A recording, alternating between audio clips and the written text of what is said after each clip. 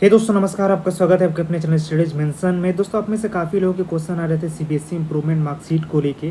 तो आप में से दोस्तों काफ़ी लोगों के डाउट थे कि अगर सीबीएसई इंप्रूवमेंट में फेल हो गए, एब्सेंट हो गए तो क्या होगा, मार्क्स कम आ गए तो क्या होगा, इंप्रूवमेंट के क्या मार्क्स फाइनल मार्क्स होते हैं, तो मार्कशीट कैसे मिलेगी, फर्स्ट मार्कशीट क्या वैलिड रहेगी कि नहीं वैलिड रहेगी, इस पर दोस्तों बात करेंगे। आपके बहुत सारे क्वेश्चन आ रहे थे दोस्तों, मैंने सोचा एक वीडियो बना के सारा कुछ कवर करते हैं वीडियो में। काफ़ी इंपॉर्टेंट वीडियो रहेगी, पूरा वीडियो देखना चैनल जरूर सब्सक्राइब कर लें। चलिए वीडियो को शुरू करते हैं।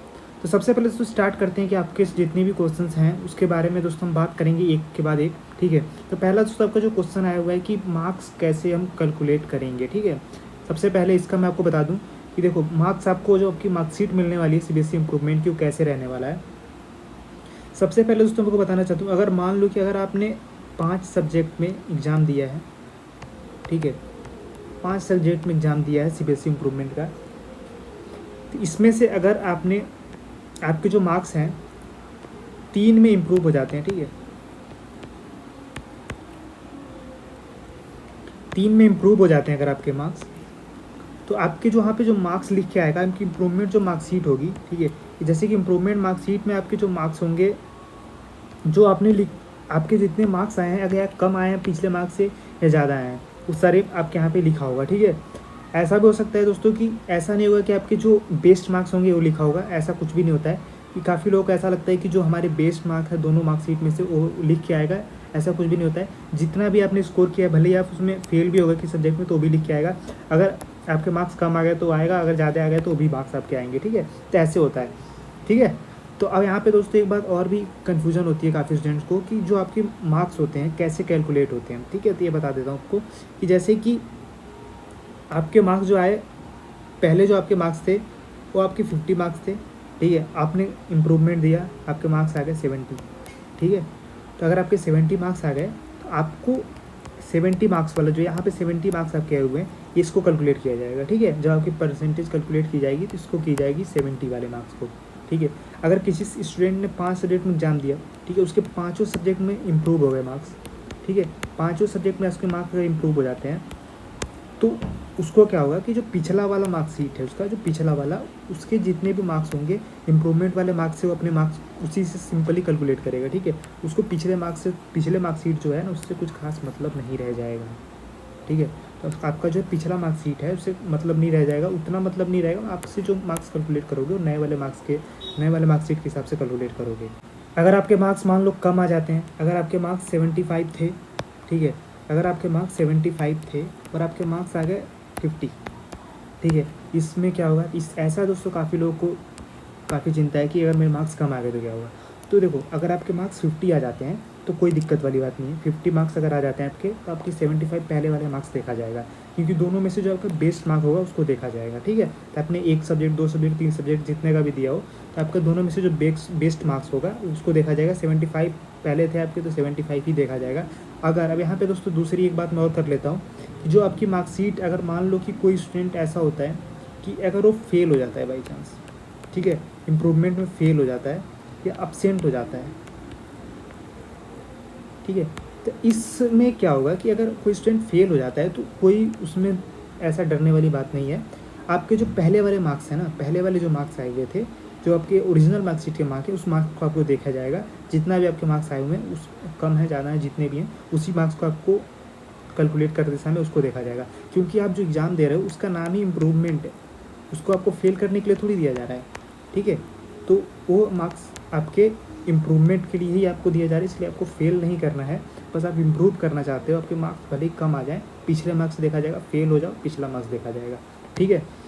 तो दोस्तों आपको जो सीबीएसई इंप्रूवमेंट की मार्कशीट मिलेगी, उस मार्कशीट में आपने जितने भी सब्जेक्ट का इम्प्रूवमेंट देने के लिए फॉर्म में फिल किया था, अगर 2 सब्जेक्ट में आपने इम्प्रूवमेंट दिया था तो 2 सब्जेक्ट का ही उस मार्कशीट में लिखा हुआ होगा, ठीक है। तो उस 2 सब्जेक्ट के बारे में ही उसमें दिया हुआ है। ऐसा नहीं होगा कि उसमें सब सब्जेक्ट का दे रखा है तो पिछले का भी दे रखा है, ऐसा कुछ भी नहीं होगा।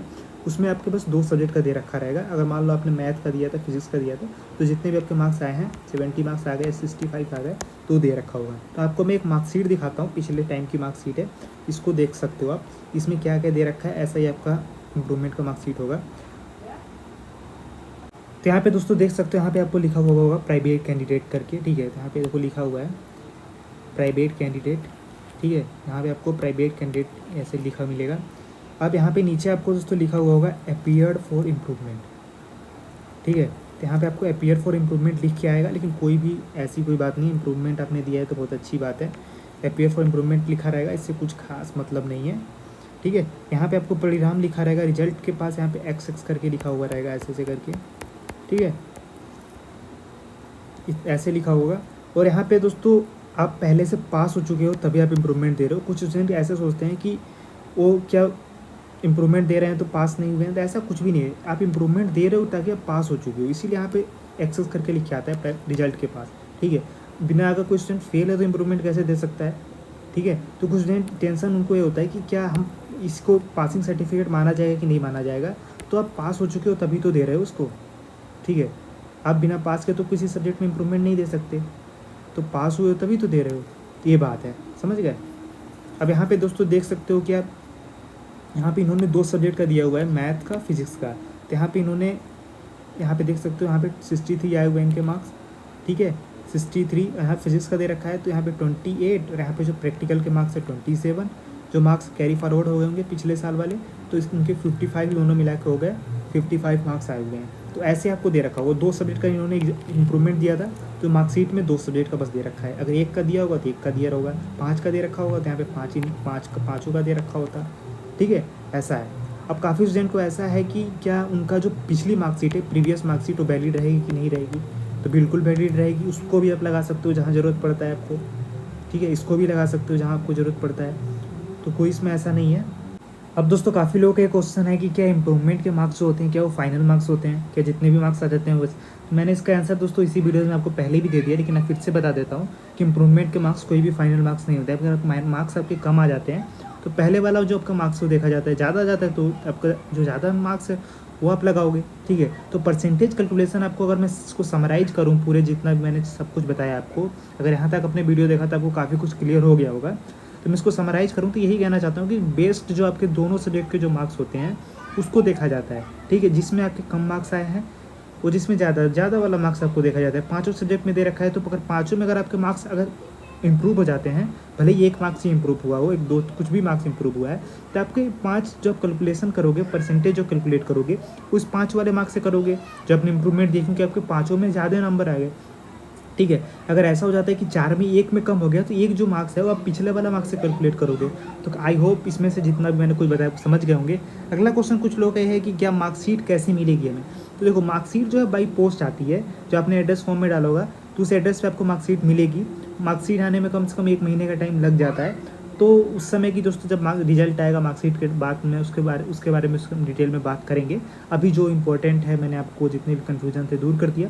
इसके बाद भी दोस्तों कुछ कन्फ्यूजन अगर रह जाता है, ठीक है, नेक्स्ट वीडियो में हम कवर करेंगे। उससे पहले कुछ भी अगर आपको ज़रूरत पड़ती है सीबीएसई इम्प्रूवमेंट मार्कशीट आप पूछ सकते हो, उसके बारे में एक डिटेल में और वीडियो बना दूंगा। अगर कुछ और भी बचा हुआ है इसके बारे में तो बात करने को, ठीक है। तो यहीं तक था इसका वीडियो। और भी कुछ आपके क्वेश्चन है तो पूछ सकते हो, नया तो सब्सक्राइब जरूर कर लें। वीडियो कैसी लगी कमेंट करके बताएं, लाइक ज़रूर कर दिया करें, ठीक है। तब तक के लिए धन्यवाद। जय हिंद, वंदे मातरम।